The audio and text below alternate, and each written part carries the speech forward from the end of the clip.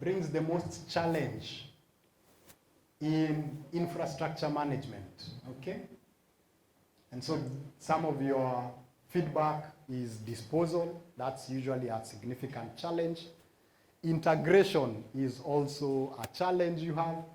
Bureaucracy, because of course the decision to use the IT asset maybe might not be yours, but you have to comply with myriad of organizational standards. That's something else. Refresh cycle is key because that's tied directly to budgets. Okay, so you have infrastructure that has reached end of life.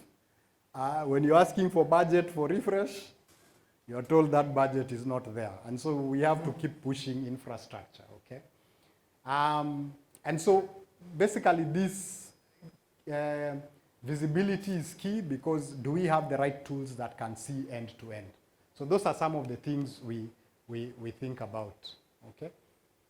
All right, and then we can also try and rank the benefits in terms of importance.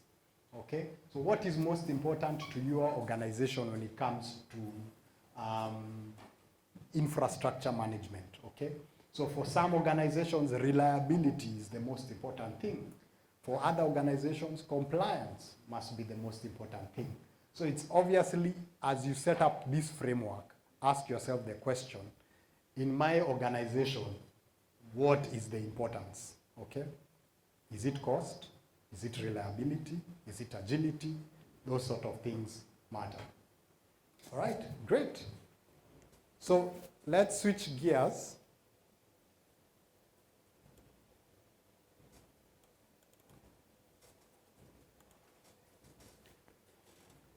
Back to our presentation. So we will look at the second part, which is incident management. ISO 20000 talks about an unplanned interruption. So usually what we talk about an incident is that we were not aware of it. So when it happens, then we either have downtime or we have performance degradation, okay? So that circle, when you are loading the application, that loading circle continues. When you click send, it's taking too long, or when you try to log in, there is nothing that you find, okay? So an incident is usually one that has impact, and the impact can be to the infrastructure itself and worse so to the end user. We also think about incidents from an information security perspective, and that's where ISO 27035 comes into play. This is a standard for information security incident management, a good guide for you to think about. It also talks about incidents where it is an event that can cause harm or can compromise operations. I think yesterday's speaker talked about the CIA and how incidents affect them. Okay?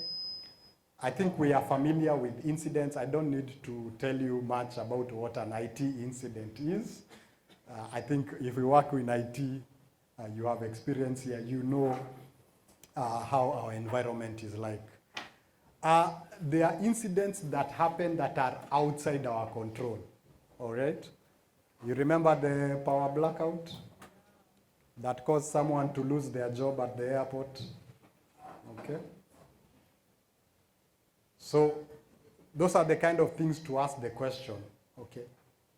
If there is a 14-hour outage, how long will your data center hold? Okay, what is the uptime that you can guarantee your data center to hold? So it's important for us to realize that sometimes IT incidents happen from external sources, not necessarily internal, okay? One of yesterday's speakers talked about Anonymous Sudan, who their DDoS attack affected M-Pesa, affected eCitizen, and the like. We know about planned changes that can go wrong. NBK, they did an upgrade and customers could not access their bank for some 3 days. Postbank also had challenges from upgrade perspective. So incidents come from within and come from outside, but what matters, we need to have a framework to manage them. This is a survey from Uptime Institute that was published this year. The leading causes of incidents, mostly power, and then come network, then the systems themselves in terms of failure, and then facilities, and then security. Key thing to notice in their survey, you can see security 2020, 5%, 2021, 7%, 2022, 8%. So we have to realize that security-related incidents are going to continue to become more and more prevalent in our environments. I remember a question that was asked previously when someone was saying the motivation for incidents is mainly because of money. They want you to pay ransom through Bitcoin and the like. But sometimes you find that your organization is attacked purely because somebody just wants to say that I hacked KEBS, or I hacked NEMA, or I hacked NSSF. Somebody just wants to have that in their profile. So they are not hacking you for any monetary gain. It is just for reputation. And so that's the environment we are living in, where our sources of incidents are coming from. And then, of course, the survey also shows that the proportion of outages that are causing significant financial impact to organization is continuing to rise, okay? So it's a reality that as we expose more and more of our services, then anytime we have an incident, it has a direct hit on financials for our organization, okay? What do we get hit most? Productivity and data loss. Those are the two key things. Productivity.